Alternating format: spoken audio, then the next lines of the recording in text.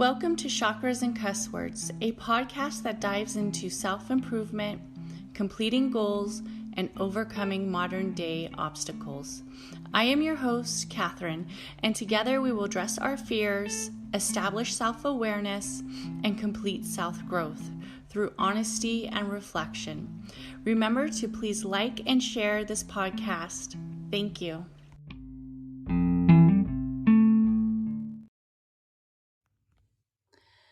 Hello, everybody who is hopping in, listening to the replay. Hello. My name is Catherine. I am known as the spiritual intuitive nurse, alchemist. I am here to talk about the chakra system. What is the chakra system? How do you use the chakra system? I am actually doing a full series on each chakra, and it is going to be in depth about each chakra here on Clubhouse, just to kind of let people know exactly what the system is, how they can use it in their lives, how many of them use it throughout their daily practices, how we can balance the chakras. So, a little bit about me. My name is Catherine. I am a chakra coach. I do perform energy work. I am not a Reiki master. I do not perform Reiki, but I do perform different types of energy work, basically through sound, energy, guided meditation. I'm certified in guided meditation. I'm actually working on a series for a very popular meditation app who I will not name right now at this time until my content is fully on the app. And I've gone through the contracts and made sure that it's something that I want to be associated with, but it is a very popular meditative app. I have been helping people through chakra coaching, alchemy, and also through astrology for a few years, where this is really where I am centered. Most of my clients who use coaching, they come with the understanding that this world is an energy source. We are energy, and everything that we produce has some type of energy as we receive it. And if that's through using the cosmos, if that's through using the chakra system, or if that is just using your own personal beliefs to really tap into that energy, that is the process that I use the most. So let's talk about the chakra system, because that's why most of you guys are here. So if you ever want to jump through the chakra series and you don't want to wait for the Clubhouse rooms and you just want to go ahead and jump through, I recommend subscribing to my podcast. I have the full introduction of what the chakras are on each chakra. And also I have guided meditations on each chakra, on chakras and cuss words. So what is a chakra? Okay, there's not many ways. There's basically two ways to pronounce chakra. Like I'm pronouncing it right now, kind of chakra. And then there's also the chakra, which is very hard for me to pronounce. And it's just because that's not my traditional dialect.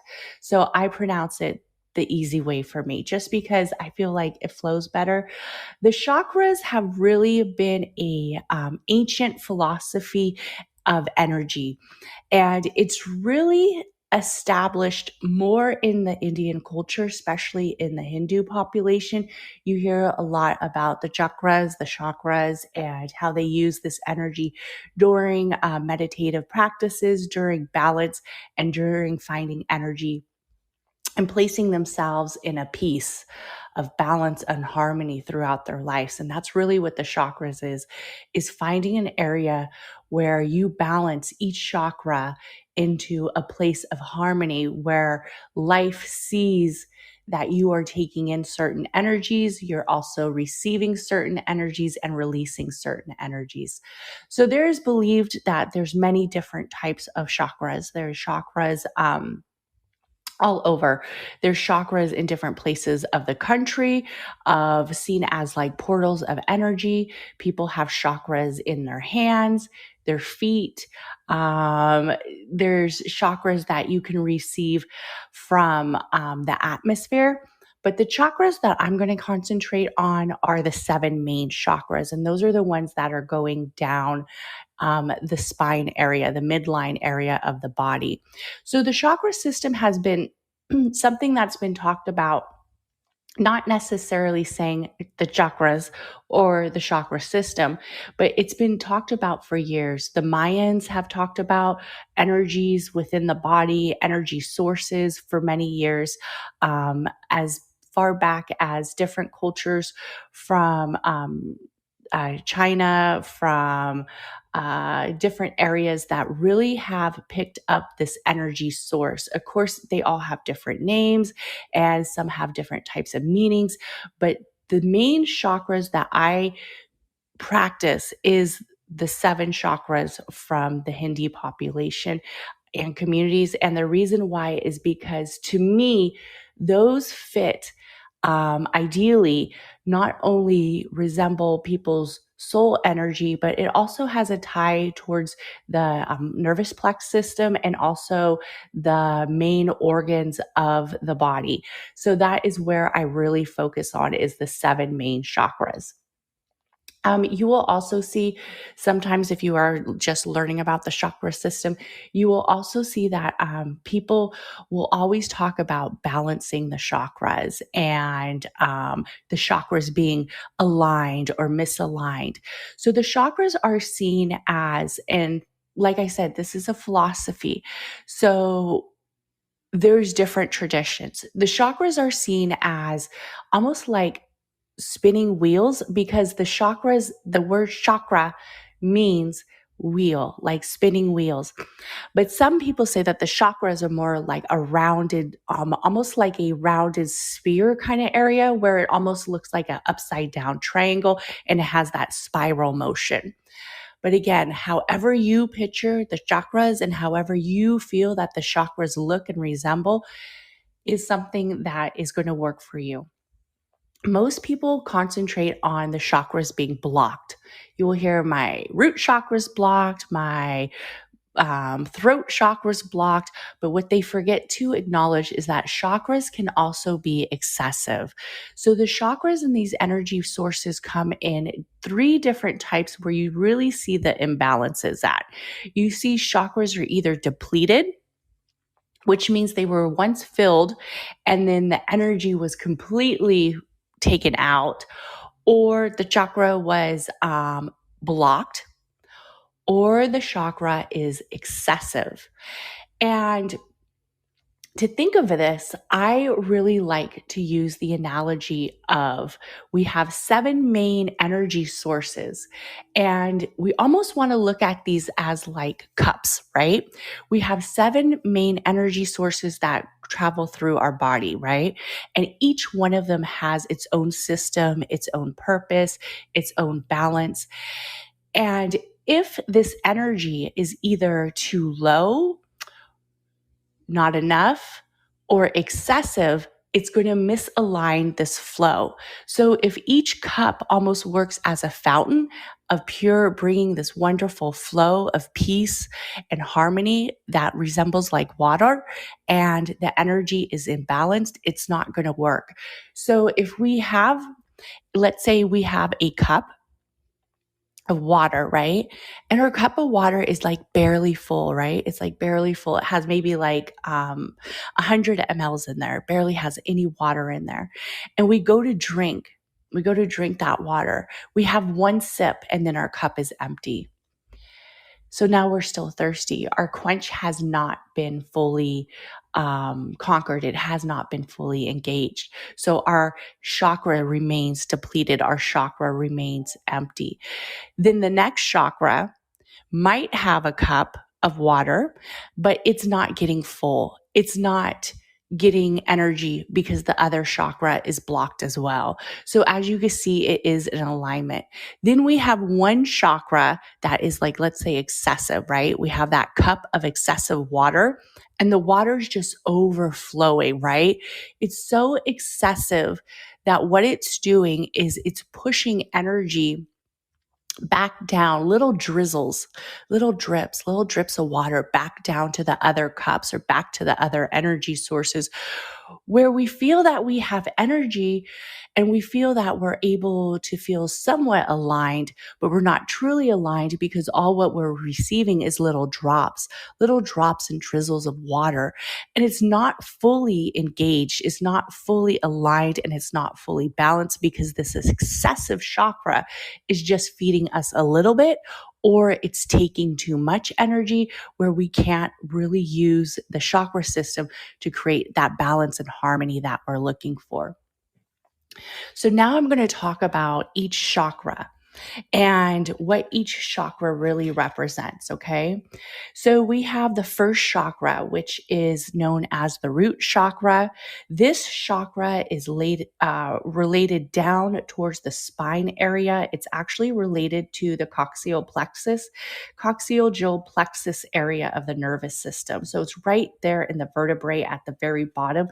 If you were sitting like crisscross applesauce, like remember they taught us in kindergarten, crisscross applesauce, you would be sitting right there on the root chakra.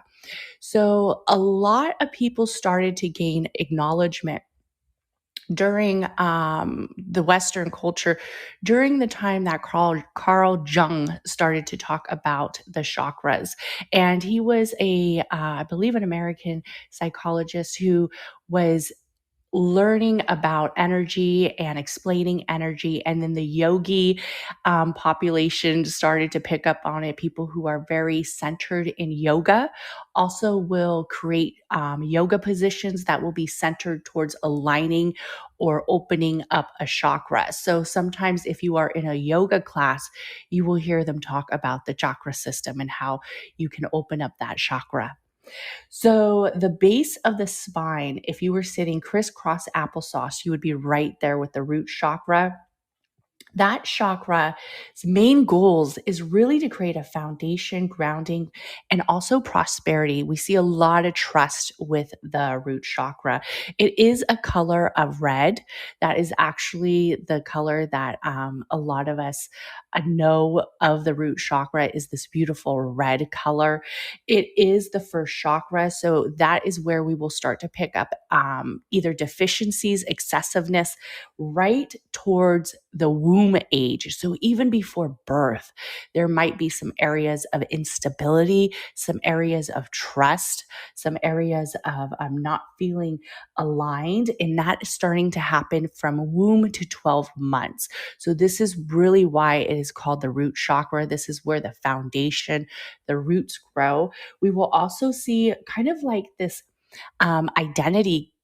Sometimes people who have root chakra imbalances or depletions will start to feel like they're not really sure of like their identity. They're not really sure of who they are authentically. We'll see areas where they will start to bring up a lot of fear. That is almost the area that we see the most, is a lot of fear with the root chakra. People who have an excessive root chakra start to feel like sluggish. So this would be somebody who doesn't particularly like to leave their house, doesn't really like to try new things, doesn't like to get too embraced in trying something new. They're very comfortable where they're at and they don't want to break that area up. They don't want to get fully engaged in trying something new. They like to stay in the area of kind of like sluggishness, almost like that stagnant water, right? Like that water you see in like ponds or that don't move, right? It's like kind of like, stuck. It's like the water has plants that grow, right? It has that moss that grows on it, but it's not fully moving. It's not moving like a river. It's not clear. It's kind of stuck. So that's what we see with an excessive root chakra. Also, something that I have been working on with somebody who does have an excessive root chakra is hoarding. And we think of hoarding like in many different ways, right? But it's also that area of not being able to let go of material items, of hoarding, where it's becoming so scary to let go of anything because that excessive root chakra, we feel if we let go of it, we won't be safe, right? We won't be safe. And it's going to create this unalignment with our safety because we've developed these fears at a very early age. That's really like our foundation. I see it also with hoarding of animals. And that's something that comes from a lot of, in all honesty, a lot of inner child healing. And I will get more into the root chakra when I do the series on the root chakra, which will actually be next. My next series of the chakra system will be of the root chakra. So, areas where the root chakra would be blocked, we would see areas of fear, anxiety. Also, we might see somebody who's underweight. And we would, when I mean underweight, this is like when we'll start to see like eating disorders. We'll start to see areas where they are having a hard time accepting themselves, accepting the area that they came from, accepting their roots, and kind of accepting that area. The element of the root chakra is earth. And that's very important when you are looking at the chakra system and looking at how you are. How you are helping one through the chakra system. And I am a huge fan of Reiki masters and people who teach Reiki, but the reason why I don't teach Reiki is because I don't feel that one session or a few sessions of Reiki alignment is going to fully bring alignment through the chakras. And that is one of the main reasons why I don't practice Reiki. But it is a tool that can be used when you are aligning your chakras. It is something that you can work through with Reiki.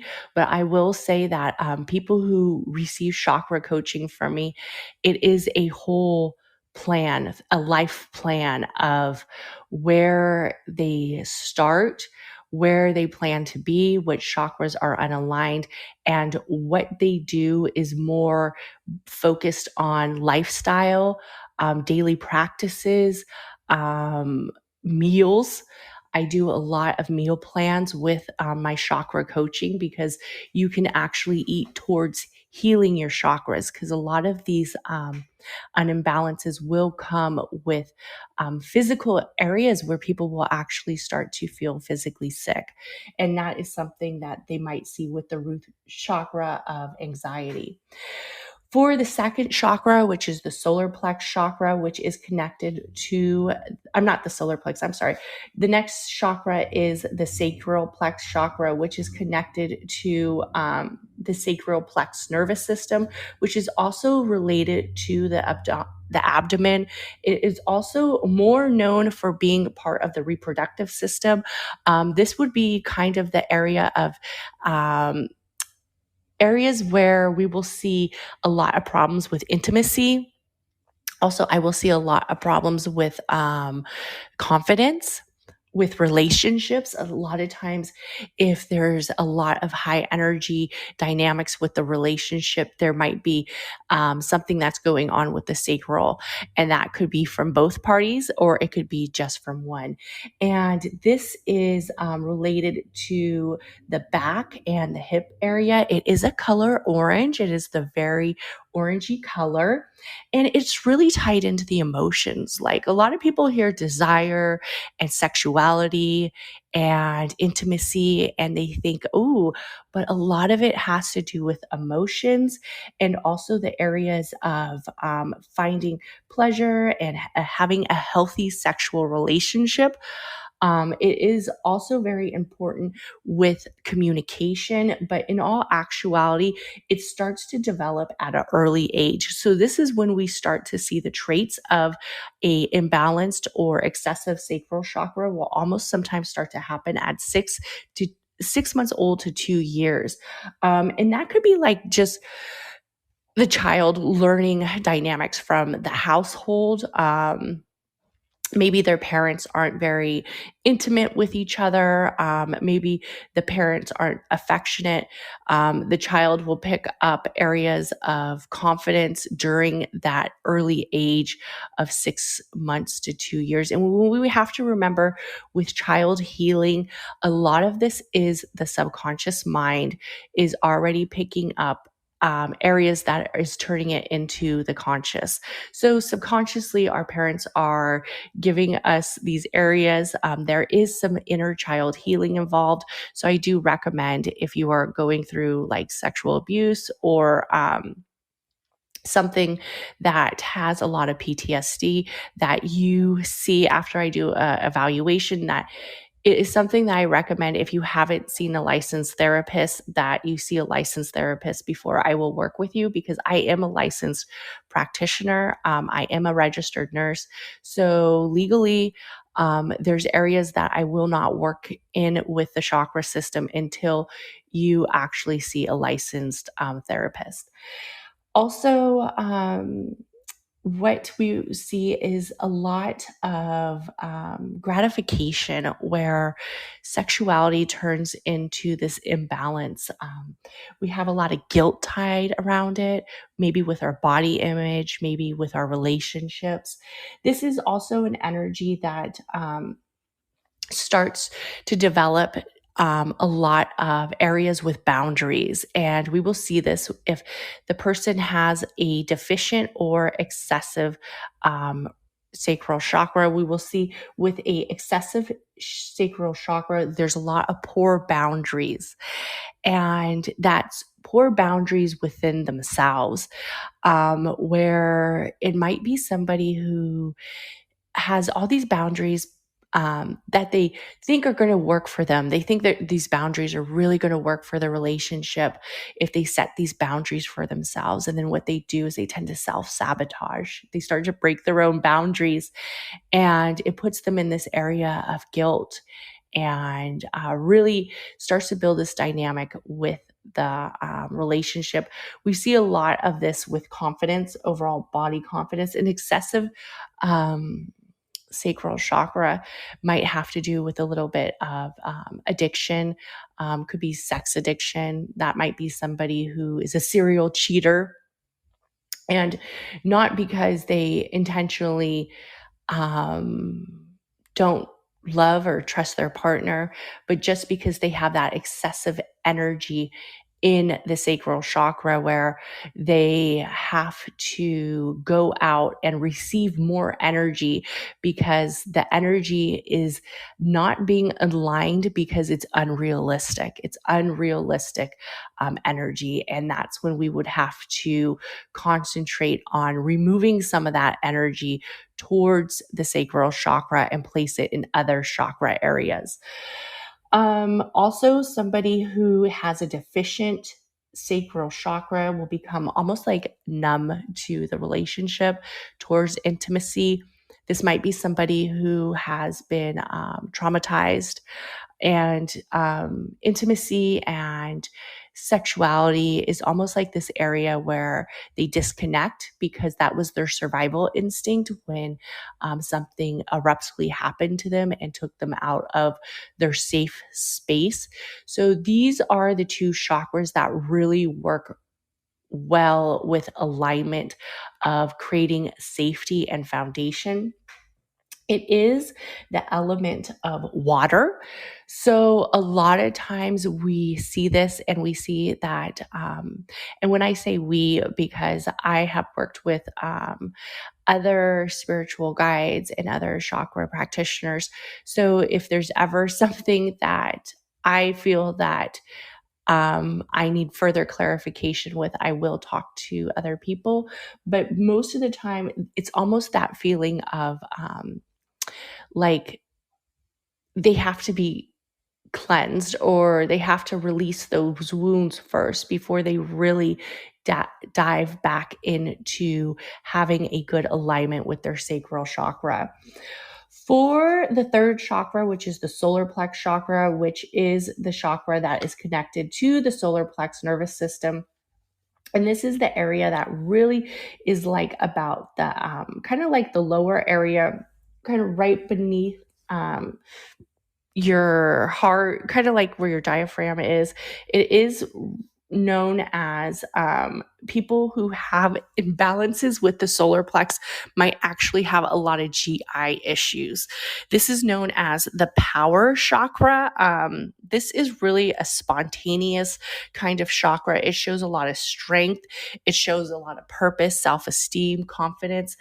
This is kind of like the chakra that we will see where we need like further action. Like this is like the chakra where like you're like, oh, I wanted to create a course and it's been, I don't know, 10 months since I've been thinking about it, but you don't really have that initiative to actually create the course.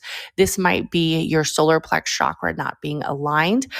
Areas that we see with the solar plex chakra would be around the early age of 18 to 3.5 years, 18 months to 3.5 years. So this is like a little bit coincides with the sacral. These two tend to work together beneficially and disadvantagedly. These two chakras tend to work together a lot. A lot of people, the first three chakras, I will say, are the hardest ones to have aligned. They are definitely one of the ones that takes the most time. This is where the ego picks up, the identity really picks up, the definition of what will I do picks up. So I always, every time I see the affirmations that are related to the solar plex chakra, we hear a lot about the solar plex chakra being like, I am, I will, I did, or I am great, I am strong, I am powerful. That's really the solar plex chakra. Areas that people might start to feel if they have deficiencies would be like shame, not enough confidence, not enough area of working through. People who have excessive solar plex chakra, and to me, the solar plex chakra is one of the most dynamic chakras. It's one that has a lot of area where it feeds into the other chakras. So, for instance, the root chakra might not feed into the throat chakra as much, right? It's like all the way down at the bottom. If you don't have a aligned root chakra, you might still have a very powerful throat chakra. Where with the solar plex chakra, if that solar plex chakra isn't giving any energy to the throat chakra, we will see it. We will definitely see it. The other thing about the excessiveness with the solar plex chakras, the solar plex chakra, like I said, is the ego chakra. So this is kind of like the chakra where if I am doing couples chakra counseling, and I hear a lot, the wife's like, he doesn't listen to me. It's always his way or no way, or he's a fucking asshole. You know, it's kind of like that asshole chakra. It's like we have to dive into, why is this chakra so excessive? Why is this chakra so scattered? Why is this chakra so aggressive? And that's what we see with the excessive characteristics of the solar plex. We start to see that the excessiveness of the solar plex will really hinder a relationship. But in all actuality, it might do very well with self-gain. And that's another topic, is having your chakras aligned where they work in your relationships and they still work for you, because somebody with an excessive solar plex chakra is somebody who's probably like a CEO of a company, might be known as a little narcissistic, a little, but not too bad, but could be known as being very egotistical. A weak solar plex chakra will come off as very low self-esteem, sluggish, fearful, somebody who doesn't want to take that confidence to start something, to leave that job they hate. They stay in that job they hate. And the reason why is because their solar plex is not aligned with them. Their solar plex chakra is not aligned where they could say, you know what, I want to leave this job. This job is not the job for me. So I'm going to leave it. They'll stay there. And that's because they have a deficient solar plex chakra. The element towards the solar plex chakra is fire. So that really shows you the initiative that it takes to really light that solar plex chakra up, to really light that area up. And that is the third chakra. For the fourth chakra, this is the chakra that a lot of people tend to really have deficiencies and excessiveness in, and they don't even know it. I feel that the heart chakra always gets kind of like not enough notoriety, right? Like people always want to concentrate on the first three, and then we kind of skip over the heart chakra. The heart chakra is connected to the cardiac plexus. It's also related right there in the center of the chest of the cardiac system. You will see the love feeling really picks up through the heart chakra. And with this area, we will see that this is an area that we will actually have to do a lot of balancing with the first three before we could fully tap into the heart chakra energy. And the reason why is because this chakra resembles a lot of love relationships, a lot of personal relationships with self, a lot of balance, empathy, self-acceptance. Good relationships come with a balance of understanding, a balance of harmony. And it is really that area where you want to feel loved, right? You want to feel like, my spouse, my partner, the person that I'm devoting this time to, the person that I've been with for a good area of time loves me. Sometimes when we see imbalances with the heart chakra, no matter how much the other person is giving love to one another, that one person might not still feel loved. And this area picks up towards 3.5 years to 7 years old. It kind of picks up like their social identity. So this is where we start to see the dynamics where it really plays in with the trust factor.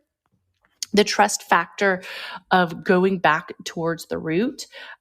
This is the acceptance of my relationship, the acceptance of who I am. This is also the chakra where we kind of see some money blocks.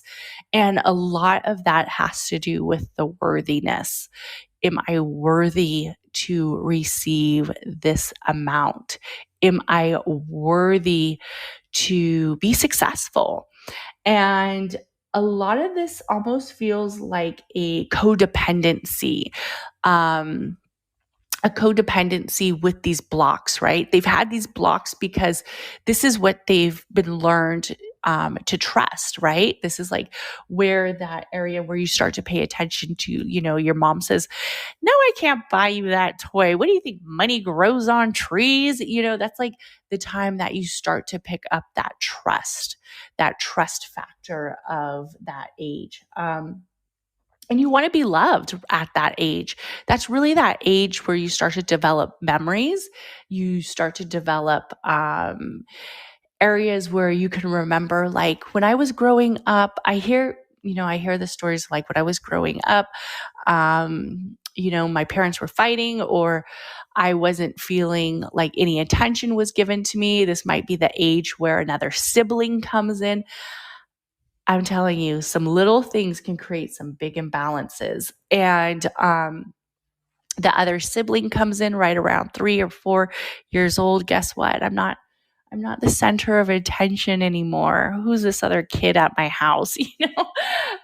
This is the area where you are in grammar school. You'll start to pick up those traits of, do these people like me? Right? We start to get into this identity. Do they like me? This is kind of the area where we start to see with an excessive heart chakra, we see poor boundaries, and these are poor boundaries with self and also with money, poor boundaries with the relationship, poor boundaries with others, excessive characteristics of a heart chakra. They might be a little bit narcissistic. And when I mean narcissistic, very controlling, very jealous. So this is the fear, the trust again coming back up. If he's hanging out with girls, he's probably cheating on me, right? We have no trust. We already developed, we have no trust in our partner. And that's because we have our own poor boundaries.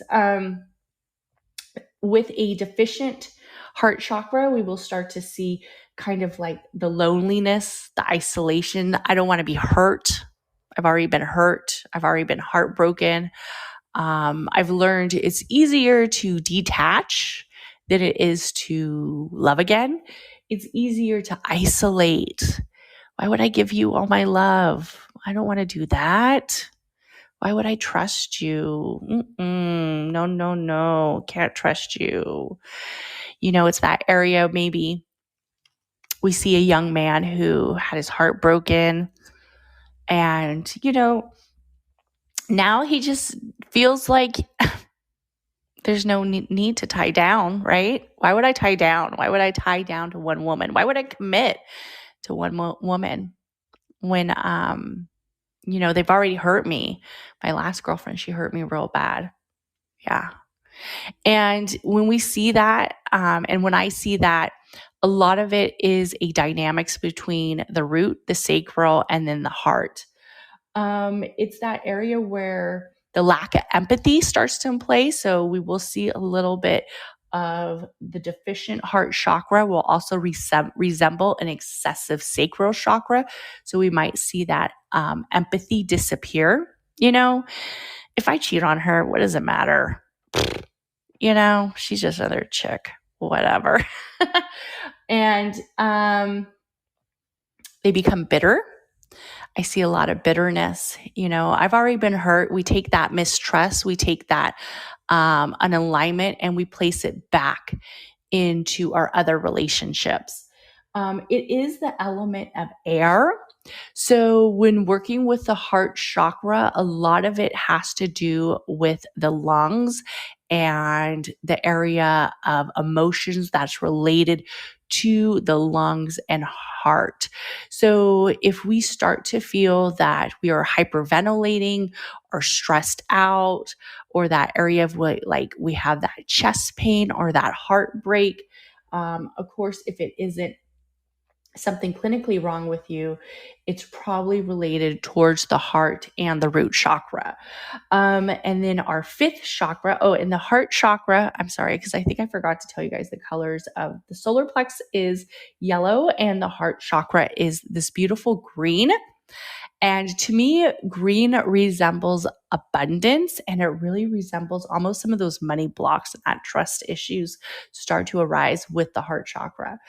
Then we have our fifth chakra, which is one of the chakras that a lot of people want to work with me with, is the throat chakra. This is a beautiful blue color. This chakra is communication, creativity, your core message. And when I say your core message, this is the message that you're portraying to other people. This is the message that other people receive from you. This is the message that you receive from other people as how they see you. This is also the area of a lot of identity with, are you able to communicate? Do you understand your core message? I see this block a lot with, and I hate to say this, but I do see this block a lot with women. And also people who have been told at a young age that their opinion or their thought is not valuable. Their notion of what might be the perfect next step does not matter. And we see this area of unalignment really start to pick up towards 7 to 12 years old. Kind of that, oh gosh, like when I think about when I was 7, oh, that was like such a horrible, that was just like such a, funny little time. Like when you're 7 to 12, you have the cliques at school, you have a do people like me? And I actually used to work a lot with children, And I was a art teacher during an after school program. And let me tell you that so-and-so doesn't like me. She doesn't want to be my friend today. Those are real problems to this age group. So-and-so says my dress is ugly. Those are real identity issues. That's stuff that kids take home with them and they think about it and they, kind of like manifest their own little life blocks with something as simple as that. And that's also the age where you might feel that your parents aren't necessarily taking notion to your thoughts, aren't taking areas where they want to fully adapt your feelings. And the reason why I explain this is because many of us are parents, right? And parenting doesn't come with a handbook, but I'm just showing you guys that the energy that is picked up during this time, these are the areas of the chakra system. These are the areas that we see that these imbalances and these traits begin to develop. They begin to find deficiencies in energy at this time. So this is from 7 to 12. This is the creative part. This is your core message. You're creative. You're expressing yourself, self-expression, and an excessive throat chakra would be somebody who is excessively talking, who communicates only for their soul gain. This would be somebody who does not hear anybody else's core message. They are not active listeners. Sometimes we will see stuttering, inability to listen, inability to receive. These people are not receiving others' messages. And they want to, kind of, but it's just not happening. It's just not happening for them. And that's because their core message to them is the only message that's really right. So we will see sometimes stuttering and sometimes a little bit of liars. Like sometimes they lie a little bit, maybe they have an excessive imagination, or they feel that they can put in this area where it sounds a little bit more exciting if they exaggerate just a little bit. I can't explain this to them unless I just put in, yeah, I got an investor. Excessive throat chakra. Yeah, I got an investor. Yeah, a great investor. Yeah, they're going to help me open up this storefront. Really good investor. Yeah. They're taking this whim on me. They see my potential. So I think you can be an investor too. Why don't you invest? I just need maybe like 10K. They're probably going to double that. So if you want to come in, this project is going to be amazing. This project, we're going to bring a revenue of probably maybe 30K easy a month. Yeah. We're going to bring it in. Yeah. Meanwhile, they leave out their investor is their mom. I mean, honey, working in this industry, you see it all. The investor is their mom, and she's giving him $500, right? Like she's not investing double of what the other investor is, but this is somebody with an excessive throat chakra who realizes their core message and their solar plex, an excessive solar plex and excessive throat chakra is going to lead them into their greatness. This is the area where the ego and the excessiveness of the solar plex is really kicking in, and it is all personal gain. It is all personal core message. It is all personal strategy. It is all personal willpower. And those two together, I see them a lot. An excessive solar plex and excessive throat chakra can be very dynamic, but it can also bring an area where they have an excessive downfall too. So that is something that having an excessive throat chakra and excessive solar plex isn't always beneficial. For somebody who has a deficient solar plex chakra, this would be somebody who doesn't want to talk to anybody, doesn't really want to communicate how they feel. This would be the wife who has the hidden side business from her husband.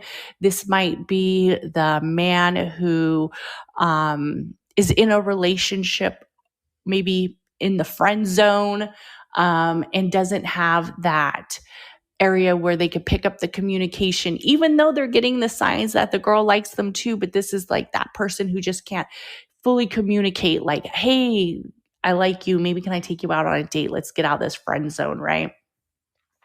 This is also the area where it's like a poor rhythm. We might see this a lot on Clubhouse. Okay, I'm being a little petty. Let me stop. They come on stage and they just jabble. You're like, okay, wait, what? Huh? Wait, what? Or they can't really put out what their core message is. They can't deliver the message. The message is all over the place. And then it kind of leaves the listener or the person who's trying to receive the message go, huh? Or they unintentionally don't receive the message because the core message was so deficient. And that is what the throat chakra really resembles. And it also resembles the element of sound. If you have a deficient solar plex and deficient throat chakra, that area of communication is going to show in many areas. So this is where we are going to want to pick up where you start to actually take that willpower and start to communicate what it is that you actually are trying to say. And we will have to break it down into a very small analogy of almost like keywords. What it is that you are trying to say, not this other shit, just what it is that you are trying to say. Having a deficient throat chakra sounds like rambling, so let me stop. Sound, I do a lot of sound energy healing. Like I said, I am a certified guided meditation guide, and also I use a lot of sound energy. So that is the throat chakra, beautiful color of blue. This is the chakra that coming up next is the third eye chakra. This is the chakra that is right in the center of the head, the brow level. This is your intuition. The third eye.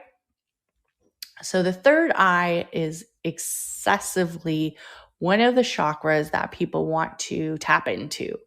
They think it's very nice to have a strong intuition, imagination, visionary, almost like psychic sense. For somebody who is a natural intuitive, and I'll get into that because I know people are like, what's a natural intuitive? A natural intuitive is somebody who has not had to work on opening up the third eye chakra.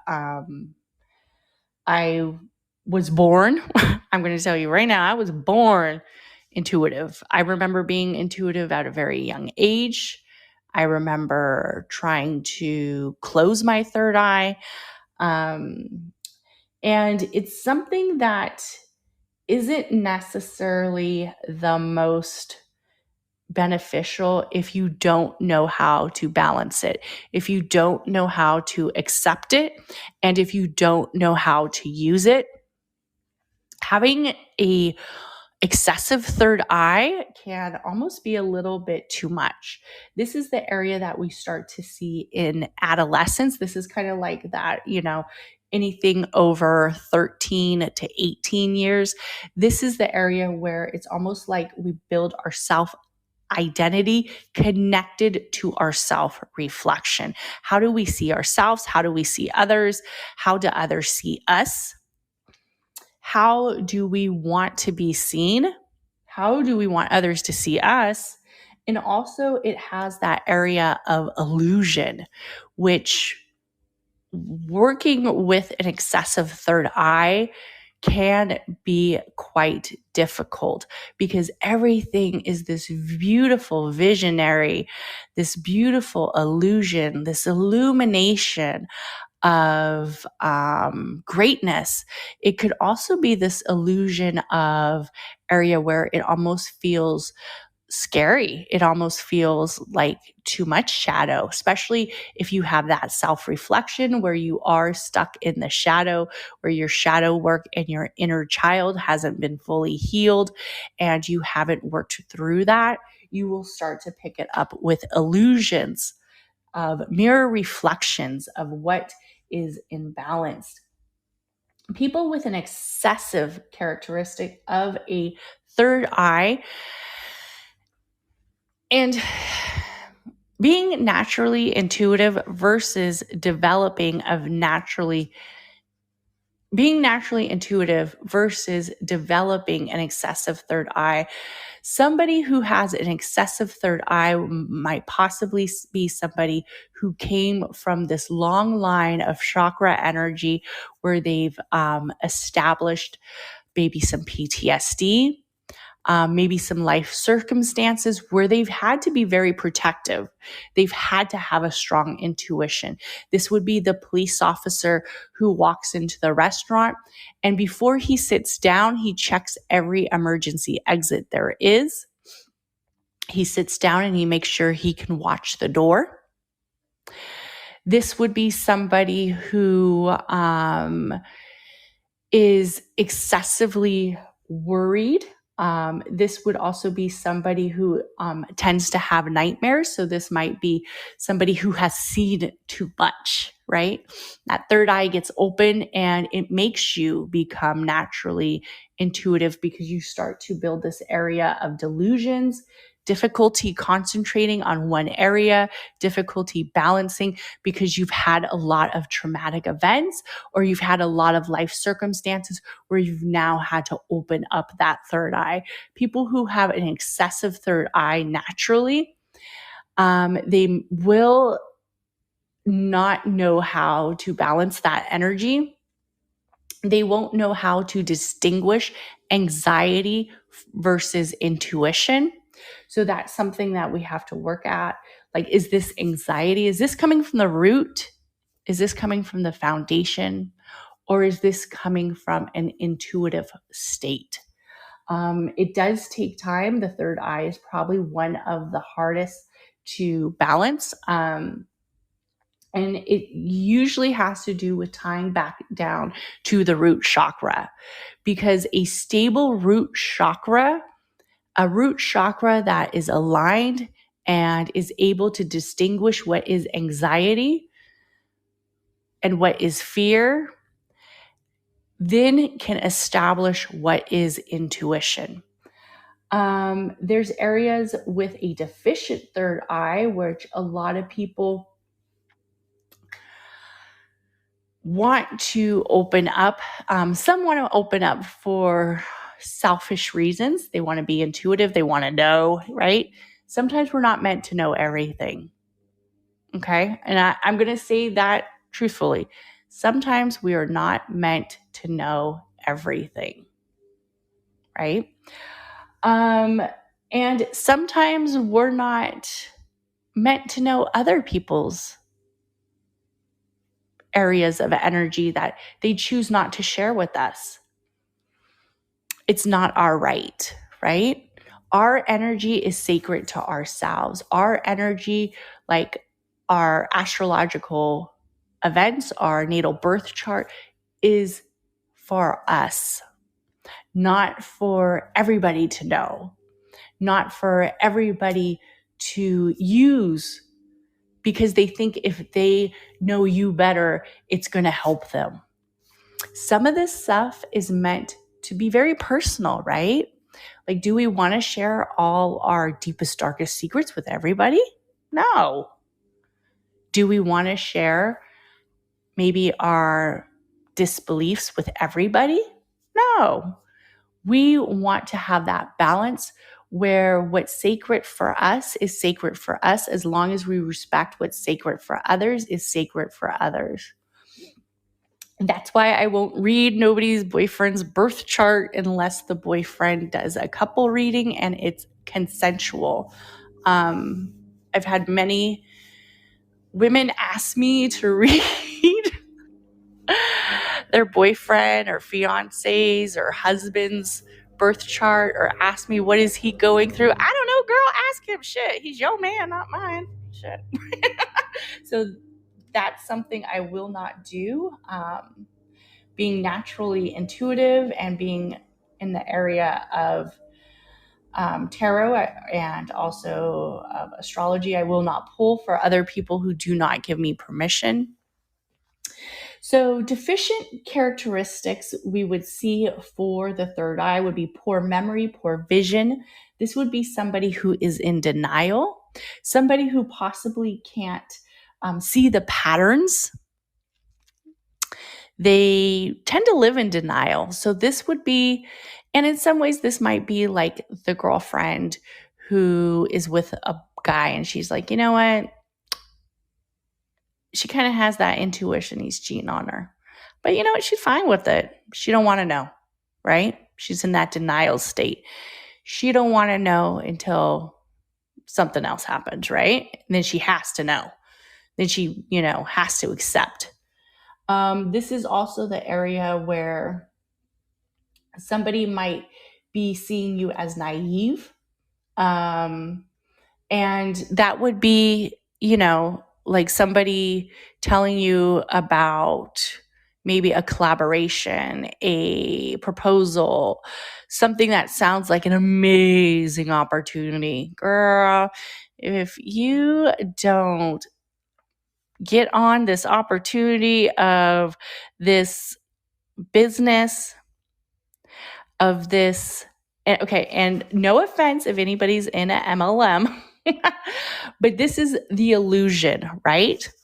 If anybody's ever worked with an MLM, and I'm going to talk about it because I used to work in an MLM. I used to be in an MLM. So for those who don't know, this is a multi-level marketing. Does it work for some people? 100%, 100% it does. Does it work for everybody? No.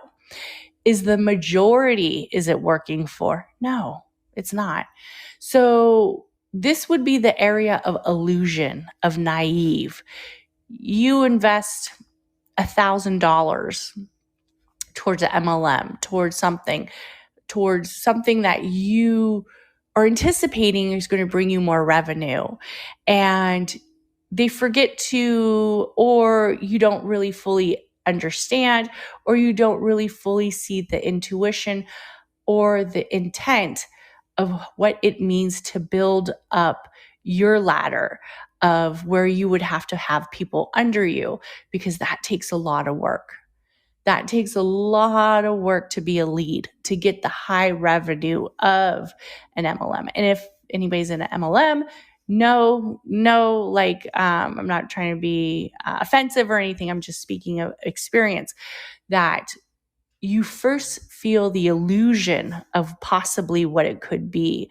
The naiveness maybe kicks in. And then you've been in the MLM for like 5 years and you realize, shit, I ain't making no goddamn money. I got to get out of here. And that's, I'm spending more money than what I'm making. And that is, for some people, it happens like that. And for some people, no, they do very well and they make tons of money and they can find people who are willing to invest as well. But so that's kind of that area. And then it is the element of light. So we bring that light in opening up the third eye. We really bring that light in. And that is like this beautiful, almost like purpley, lavendery, no, more like a deep, dark purple color. And now we're going to go to our seventh chakra, which is the crown chakra. And this is the chakra that is located at the top of the head, very top of the head. It is the area that is connected to the cerebral cortex. This is the area that is fully about awareness, self-awareness. This is also about the area of wisdom and knowledge and gain. Your consciousness. This is like your spiritual chakra, right?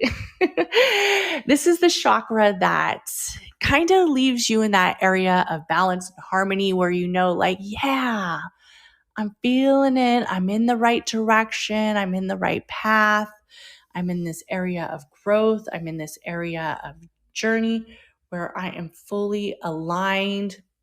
My energy of all my other chakras are trickling up to my crown, and I am open. I am open for knowledge. I am open for wisdom. I am open for new possibilities. I am open to love the decisions I make. And I would say this chakra to me is one of the most beautiful chakras. While many people, love the throat chakra, the heart chakra, the area of the third eye, having that intuition, but the crown chakra, that area of peace and balance and universal connection and cosmic energy, feeding in and becoming one with the universe, one with the energy around you, is really the most beautiful area. It's really the most beautiful area to say, I trust the decisions I make. I love the decisions I make. The universe hears me as I hear the universe. It's, to me, the crown chakra is everything. This is what the whole alignment is about, is reaching that crown area. And this is the area that will go on throughout life. The crown chakra is the spiritual aspect that will continue from all of the other age groups and cluster up to meet the crown. It is known as your consciousness, your wisdom and knowledge. This would be somebody who wants to inquire more, wants to learn more things, questions the dimensions, questions the alignment of energies, questions a lot of knowledge in the crown, seeking and gaining, also delivering. It is also your area to know, right? This would be the area where maybe with the third eye, that naiveness kind of goes away, right? That deficient third eye, that blocked third eye, that closed third eye is open. It's opened and balanced. It's not causing you nightmares. It's not causing you areas of anxiety. You're able to see and trust your decisions. It is also that universal identity. And that's sometimes one of the chakras where People will be aligned in their life. They'll be in peace and harmony with their life. And then they get to the universal energy. They'll get to the cosmic energy. And maybe they don't know what they trust anymore, right? Maybe they don't know what they feel is aligned with them. Maybe they grew up and I'll be honest, I think many religions are beautiful. I think many religions have purpose and this is how I see it. If that religion or that area of organization and space works for you and brings you harmony and peace and balance into your life, then I am for it. I am for you loving it. I am for you establishing it. I'm not going to argue with people about their beliefs. What one person might believe might be amazing for them. What I believe might be amazing for me. There's no need. The cosmic energy is too big, right? The earth is too big. The universe is too big. The dimensions are too big to continue to go back and forth of what is right versus wrong, what is factual versus what is fiction. Like I just, I don't even want to spend my time doing it. But whatever works for you on that higher energy, this is where we would start to see an area that can be still deficient and also excessive. The area that sometimes starts to happen is when somebody becomes too attached to their spiritual sense. You're like, how can I be too attached to my spiritual sense? It happens. Like it happens with organized religions. It also happens with spiritual, intuitive religions. It also happens with spiritual awakenings. That attachment is too strong. And that would be somebody who maybe, I never thought I would tell somebody to reduce their meditation, but I've had to tell people, reduce your meditation, especially if there's astrological events that are coming that have this high energy. And then also if you're meditating too much, it will open up that third eye too much. And it will open up that attachment to your spiritual sense too much, where you might start to have extremely vivid dreams, where it's almost like you're a little bit like, is this a nightmare? Is this a dream? I don't know. So I have had to tell people, reduce your meditation. And there's different types of meditation, right? So many people think of just the solo stance of quiet and silence, but there's different types of meditation, which I try to find to help people. And that is something that I have studied as being a meditative guide. So excessive characteristics for the crown. Overly intellectual. Okay. Like this is the person like who wants to debate you on the news or wants to debate you on certain religions or wants to debate you on some, because they know it all. Don't even think about winning that argument. Like give it up, honey. Just leave it alone. It is almost that area of like spiritual addiction. Like, how can I be addicted to spirituality? Is that even true? Can I be addicted to spiritual? Yeah. If all you want to do is meditate, do yoga, you can't find anything but finding your spiritual sense. We still need to have a balance in the crown chakra. So this might be somebody who has a spiritual awakening, decides that, they're going to quit their job. They're going to quit their job. They are going to leave their family and they are moving to Costa Rica to do spiritual retreats.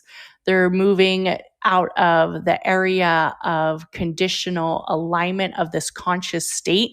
They want to be solely living in their subconscious state. They don't want the realness of this ordinary world, which trust me, if that is what you want and that's what's aligned for you and that's what the cosmos has planned for you, honey, do it. But this might be somebody who says, I'm giving it all up. This also, and I hate to be like this person, but I'm going to say it. This is also where we see a lot of this area with these spiritual retreat facilitators who are constantly on the go. They're constantly on the move, where it starts to bring different dynamics at home. So their crown is fully opened, but their heart chakra is now deficient. And so is the root. So they're having this area where the family dynamics are starting to fall apart. Mom's always doing spiritual retreats. Every month she's gone for like a week or two. Dad's starting to feel almost unaligned in the relationship. And then we have to do this balance of spiritually what is working for the home and what is working for the individual. Because I've seen individuals who say, you know what? This ordinary, normal, mundane life is not for me. And for some people, if it's not for you, it's not for you. You know, you want to do like a nomad and just travel and just live off of the land and do what you got to do. And if that consciously and subconsciously is something that you feel is the best decision, because this is what the crown is, choosing that best decision for you, then go ahead, do it. But then also somebody who still wants to be in that spiritual realm of almost like an addiction, where they're doing the spiritual retreats constantly, but then now it's starting to bring dynamics at home, but they don't want to give up the home life. They don't want to give up that area where it's creating these blocks for the relationship. It's creating these blocks for the children. Then we'll have to find a balance. And that's how somebody gets addicted to spirituality. Also, deficiency of characteristics would be somebody who has a blocked crown will be learning difficulties. And I'm going to tell you right now, I grew up with learning disabilities. It's very hard for me to sit down and read a book. It's very hard for me to sit down and write a book. And it's very hard to concentrate on certain areas of that space. So learning disabilities and also skepticism, right? No religion's right, but my religion. Nope. Limited beliefs. A lot of limited beliefs. A lot of areas where, I don't trust that decision. Nope, I can't make it. I won't do it. I can't do it. No. You want me to do what? I have to decide. I have to decide how to create this course. I have to decide if I'm even going to, take a course. I have to decide. I have to decide what I want for dinner. We'll see a lot of areas of just not able to make a decision. A lot of areas also, we will see that kind of like solar plex will kick in with a deficient crown. It's this crazy dynamic where they have this impulse. Okay, I just went out and I spent $1,000 worth of something. I spent $1,000 worth on something. God, that was a horrible decision. Horrible decision. Shit. But I can never make a good decision. God dang it. It's not saying you can't spend $1,000 on something. The thing is saying is, do you trust that decision you're going to make? Do you fully love that decision you are making? And if you have to go back and say, shoot, I shouldn't have did that, that's going to be a no. And that's going to be an area where the solar plex might be excessive. So a lot of materialism, a lot of buying stuff that maybe not that you don't need or not that you don't want, but then you go back and you say, shoot, I shouldn't have did that. Or I knew I shouldn't have made that course. I made this course and nobody bought a ticket, and darn, shoot, I did all this wrong. Well, in actuality, you might not have done anything wrong, but it just wasn't the right time for you to sell that course. Or in actuality, maybe you should sell the course before you actually make it. So there's multiple areas of trusting the decisions you make. And we will see that a lot with people who have a blocked crown chakra, meaning the energy's just not getting there. It's just not fully flowing. And that is the element of thought. And it is a lavender, almost like a lavender lilac color. And I got a question in the chat. I never look at the chat. Sorry. Sorry. It says, would menopause cause a deficiency in the sacral chakra? I assume that's the chakra you're talking about, is the sacral. And I'm going to say yes. Menopause would create some misalignments, because that's naturally the body's energy. That's the natural process of the body. When we stop to feel energy in that place, when we start to feel misalignment in that place, it could be showing, and it could be conditioned with menopause. So yes, you would start to see that, where in all honesty, that would be a medical condition that would be worked through to align the sacral chakra. So once you go through the menopause, you would see there'd be areas of intimacy not really picking up, areas of imbalances, start to use orange fruits and vegetables, rooty areas. I would recommend trying to find areas of confidence, like taking a citrus ritual bath to enlighten that area of energy. But that is a natural process for the sacral chakra to become more deficient, especially during menopause. So that was a great question. And I want to thank everybody who came into this room.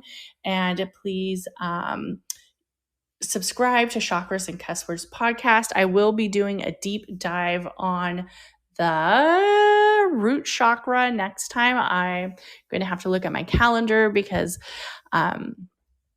it probably won't be as long as a room, but it will be solely just on the root chakra. And I want to thank everybody who came in, and everybody have an amazing day. Bye.